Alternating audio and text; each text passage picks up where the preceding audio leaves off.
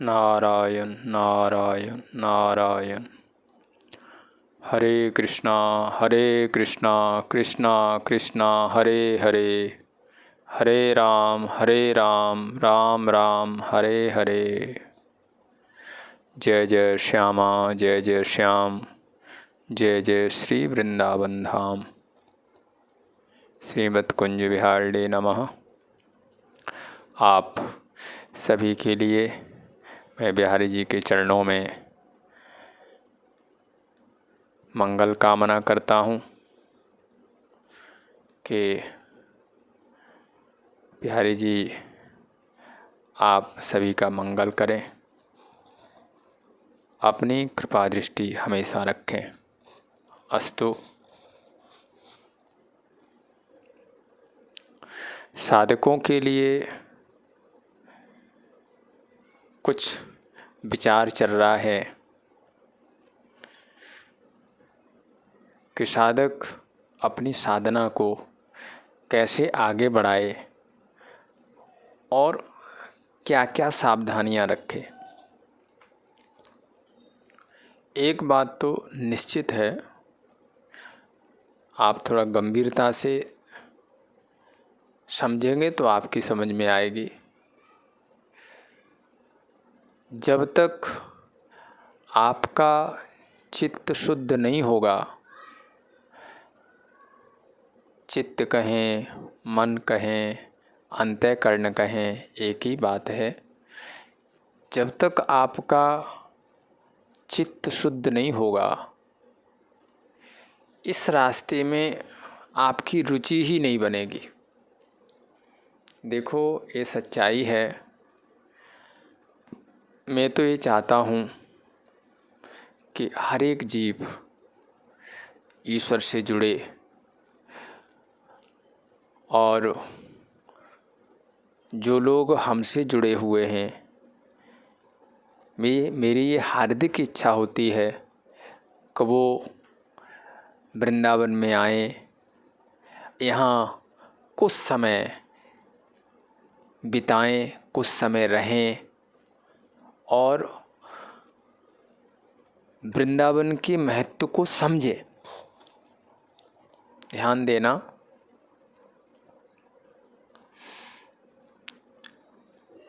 अब किसी ने पूछा है तो मैं थोड़ा इसी पर चर्चा कर लेता हूँ आज कि यदि आप वृंदावन में आना चाहते हो और वृंदावन की महिमा को समझना चाहते हो तो आपको कुछ बातें विशेष रूप से ध्यान में रखनी पड़ेंगी। यानी वहीं से आप इन बातों को ध्यान में रख कर के चलेंगे तो ही आप वृंदावन की महिमा को समझ पाएंगे। नहीं तो फिर आप यहाँ पर आएंगे और देखेंगे, अरे यहाँ तो गंदगी है, यहाँ तो ये होता है, यानी वैष्णव अपराध करके आप चले जाएंगे। कहाँ तो व्यक्ति तीर्थ में आता है कुछ पुण्य कर्म, कुछ पुण्य कमाने के लिए, और जब आपकी नज़र यहाँ के लोगों पर, गंदगी पर पड़ेगी तो आप ही कहेंगे नहीं नहीं, यहाँ के लोग अच्छे नहीं हैं, यहाँ ये नहीं है। तो इस बात को आपको समझना पड़ेगा कि वृंदावन धाम की महिमा को यदि समझना है तो हमें सबसे पहले क्या करना है। तो मैं आपको ये बता रहा हूँ क्रम बाई क्रम से, इसको नोट कर लो। यदि आप वृंदावन धाम में निवास करके वृंदावन का आनंद लेना चाहते हो तो सबसे पहला काम है कि वृंदावन में किसी वैष्णव संत से जुड़ना। किसी जो वृंदावन के प्रति निष्ठा रखता है, ध्यान देना, इस बात का विशेष ध्यान रखना। अब जिसकी खुद ही वृंदावन के प्रति, इस धाम के प्रति श्रद्धा नहीं है, आप उससे जुड़ जाएंगे तो और भी काम खराब हो जाएगा। तो जो वो वैष्णव जो वृंदावन धाम को जिसने समझा है और जिसकी इसमें अत्यधिक श्रद्धा है। ऐसे वैष्णव जन का आश्रय,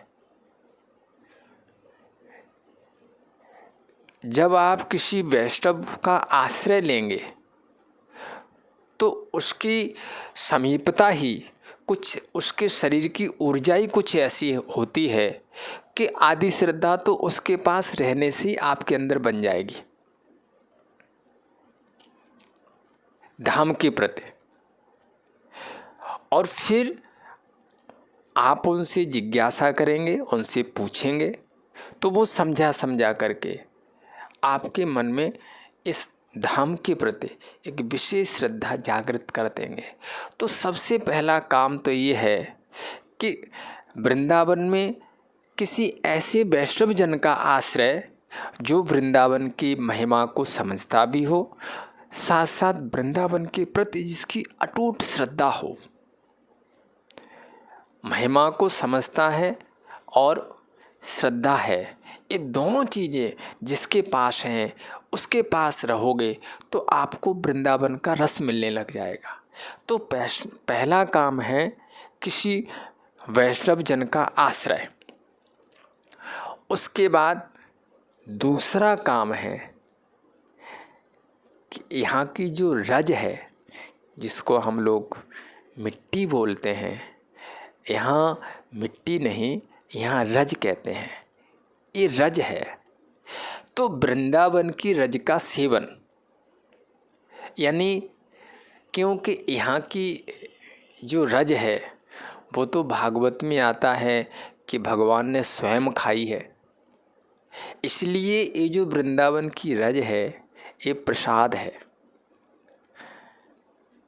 आप लोगों ने सुना होगा कि जो माँ को अपने मुख में विराट रूप, जो विश्व संपूर्ण ब्रह्मांड दिखा दिया था, तो वो वहीं था कि जब भगवान ने थोड़ी सी रज उठा करके खाई और ग्वाल बालों ने शिकायत की कि माँ आज कन्हैया ने मिट्टी खाई, तो उस समय माँ ने कहा मुँह खोलो, तो उनको सारा ब्रह्मांड दिख गया मुख के अंदर। तो ये जो वृंदावन की रज है ये प्रसाद है, ठाकुर जी का प्रसाद है। तो इसका सेवन का मतलब यहाँ के वैष्णवजन कहते हैं कि मस्तक में लगाना और थोड़ा सा मुख में डालना, वृंदावन की रज का सेवन। क्यों? क्योंकि ये ठाकुर जी का प्रसाद है। नंबर 2, जो यहाँ के जनों से हमने सुना है कि जिस समय ब्रह्मा जी ने ग्वालवाल और बछड़ों को, ये प्रसंग भी भागवत में आपने सुनाई होगा, जिस समय ब्रह्मा जी ने ग्वालवालों को और बछड़ों को एक गुफा में अपनी माया से बंद कर दिया, तो उस समय गोविंद स्वयं ग्वालवाल बन गए और बछड़ा बन गए। ध्यान देना। तो ग्वालवाल बन करके सारे ब्रज में घूमे और बछड़ा बन करके सारे ब्रज की जो घास थी उसको खाते रहे। तो सारा जो ब्रज मंडल है ये, इसमें भगवान का मुख लगा हुआ है। बछड़े बन करके जगह जगह घास खाते रहे, घास के साथ साथ यहाँ की रज खाते रहे।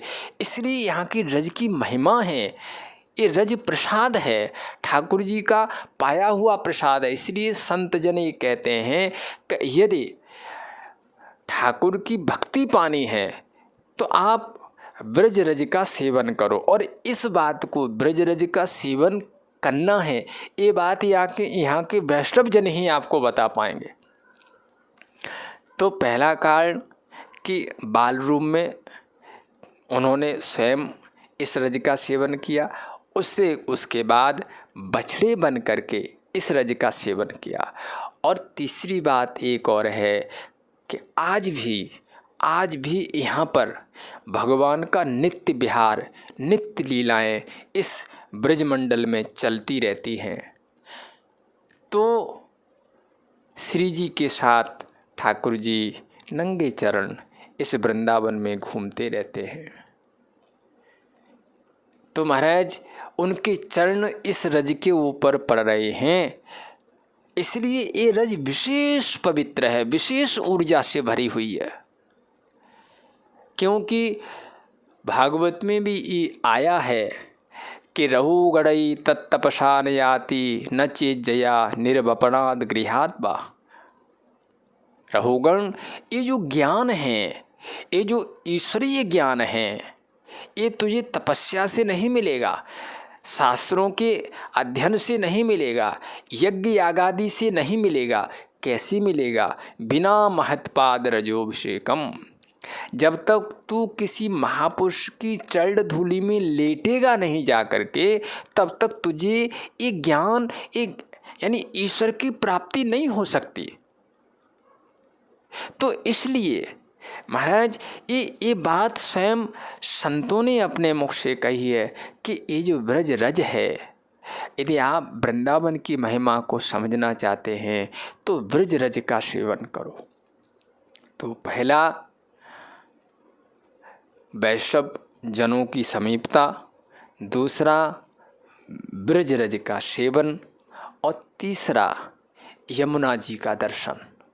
ये महाराज पटरानी है और ऐसा लिखा है, ध्यान देना, भागवत के जो अंत में महात्म्य आता है उसमें ऐसी कथा आई है कि जब भगवान अपनी लीलाओं का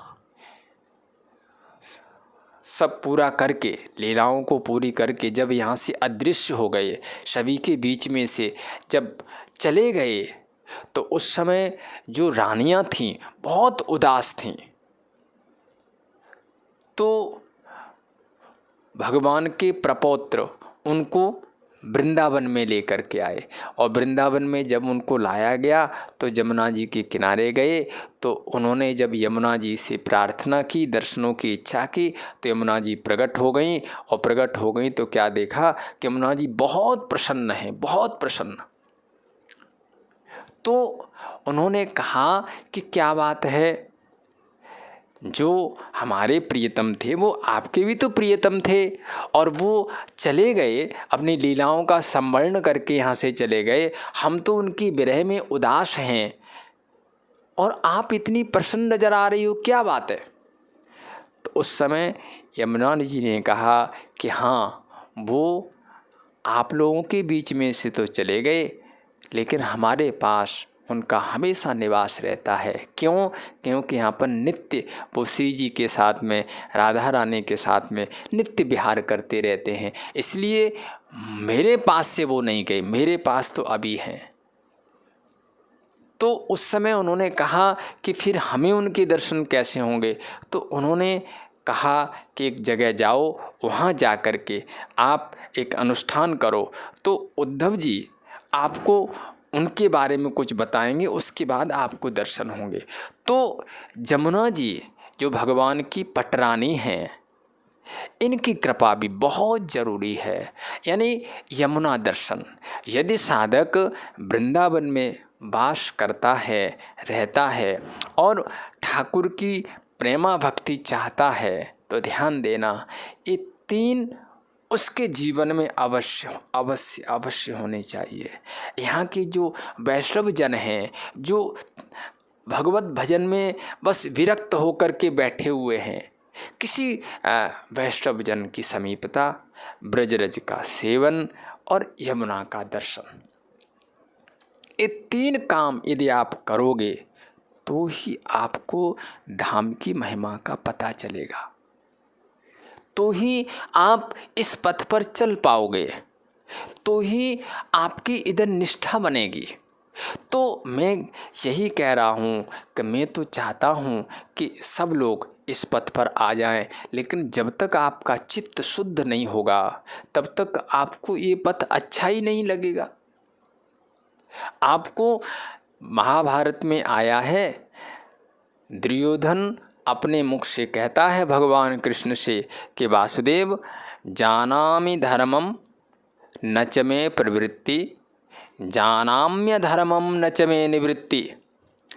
मुझे पता है कि धर्म क्या है, लेकिन मेरा धर्म की तरफ मेरी रुचि ही नहीं होती, धर्म में मेरी रुचि नहीं होती, और जानामि अधर्मम, मैं जानता हूँ कि जो मैं कर रहा हूँ अधर्म है, लेकिन मेरा मन उसी में लगता है। तो सीधी सी बात है, अंतःकरण यदि आपका शुद्ध नहीं है, यदि आपका अंतःकरण अपवित्र है, अशुद्ध है, तो स्वाभाविक जहाँ कहीं भी जाएगा वहाँ से दोष ही लेकर के आएगा।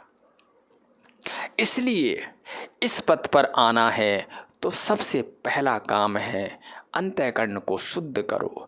और अंतःकरण की शुद्धि भगवत सेवा, भगवत नाम का जाप, भगवत जनों की सेवा, इन सब से, भगवत सेवा, भगवत जनों की सेवा, भगवत नाम का जाप और धाम का वास, भगवत विग्रह के दर्शन, ये सब करने से चित्त शुद्ध होता है।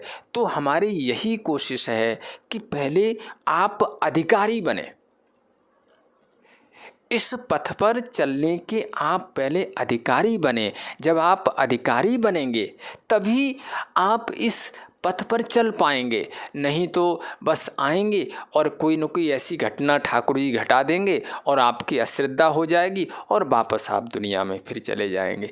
पहले तो जीव इस दुनिया से निकलना ही नहीं चाहता, उसको चाहे जैसा भी है, चाहे घर वाले भले गालियां दें, कुछ भी करें, लेकिन वो घर से निकलना नहीं चाहता।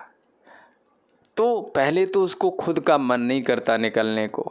अच्छा, मान लो यदि खुद का मन करने भी लग जाए तो माया की इतनी सारी जंजीरें हैं महाराज, थोड़ा सा ये काम रह गया है, थोड़ा सा ये काम रह गया है। और इस प्रकार से कई ऐसे प्रेमी हैं जो हमारे पास आते थे, कहते बस महाराज अब तो बेटे की शादी करनी है, शादी करने के बाद में बस अपने को तो भजन ही करना है। लेकिन शादी भी हो गई, बेटा भी हो गया, बेचारे वो घर में रहे और घर में मर गए। इसलिए ये जीव जब ईश्वर कोई कृपा करता है तभी जीव इस रास्ते में चल पाता है, ऐसे चल नहीं पाता। तो इसलिए आप सबसे पहले ऐसा कुछ करो जो कि आपका चित्त शुद्ध हो। जब चित्त शुद्ध होगा उसके बाद ही कुछ आगे सोचा जाएगा कि हम क्या करें। यानी आपको डॉक्टर की लाइन में जाना है, इंजीनियर की लाइन में जाना है, किसी लाइन में जाना है, आपको 10 क्लास पास तो करनी ही पड़ेंगे। पहले कुछ तो आपके अंदर योग्यता हो, उसके बाद आप चुनाव कर सकते हैं कि हमें ज्ञान के पथ पर जाना है, कर्म के पथ पर जाना है, भक्ति के पथ पर जाना है। लेकिन कुछ तो अपने अंदर योग्यता पहले बनाओ। तो वो योग्यता है आप कुछ मात्रा में अपना चित्त शुद्ध करें। और चित्त शुद्धि के लिए ही ये सारा कुछ विचार किया जा रहा है कि कैसे साधक का चित्त शुद्ध हो सकता है। अस्तु, आज इतना ही, आगे फिर। श्री राधे श्री राधे श्री राधे।